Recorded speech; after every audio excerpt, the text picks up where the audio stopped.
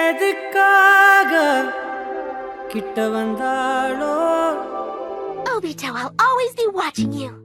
எதை தேடி விட்டு போனாளோ விழுந்தாலும்